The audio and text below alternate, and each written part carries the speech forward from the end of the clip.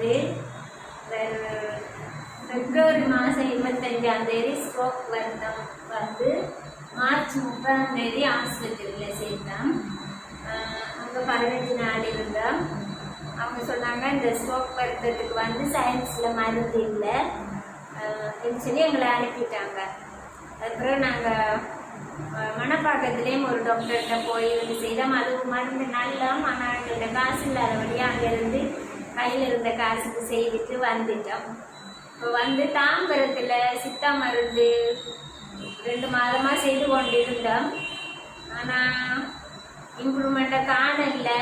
இருந்து தொடர்ந்தே செஞ்சுட்டு இருக்கிற நேரம் இந்த டாக்டரை பற்றியும் இந்த மருந்தை பற்றியும் கேள்விப்பட்டோம். எப்போ வேண்டாம்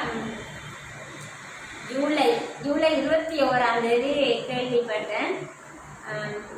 22ஆம் தேதி நான் டாக்டரை பார்க்க போனேன். அது ஒரு ஈவினிங் 6 o'clock இருக்கும். ஒரு டாக்டர் என்னோட பேசிட்டு டாக்டரும் மருந்தை என் கையோட எடுத்துகிட்டு எங்களை வீட்டுக்கு வந்துட்டார். வந்து ஹஸ்பண்டை பார்த்துட்டு அந்த மருந்தை தந்துட்டு போயிட்டேன். அந்த மருந்து கொடுக்குற முறையெல்லாம் சொல்லி தந்தார். இந்தியோட 9 நாள் இந்த மருந்து பாவிக்க தொடங்கி சனிக்கிழமை ஈவினிங் தந்த ஞாயிற்றுக்கிழமை மார்னிங் நான் அந்த மருந்தை கொடுக்க ஸ்டார்ட் பண்ணிட்டேன்.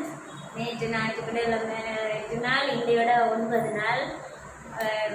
ஞாயிற்றுக்கிழமை அந்த மருந்து சாப்பிட்டு அடுத்த நாள் திங்கட்கிழமையே எந்த சப்போர்ட்டோட எந்த ஹெல்ப்போட எழுந்து உட்கார்ந்தார். அதுக்கப்புறம் நான் அடுத்த நாள் நல்ல முன்னேற்றம் கண்டோம். இன்றைக்கு அவரே தானாக எழும்பி கையை குத்தி வேணாங்க நான் எழும்புறேன்னு அவரே எழும்பி உட்கார்ந்தார். அது மாத்திரமில்லை, இன்றைக்கு 3 மணித்தியாலத்துக்கு சேரில் உட்கார்ந்து இருந்திருந்தார். டாக்டருக்கு தேங்க்ஸ்.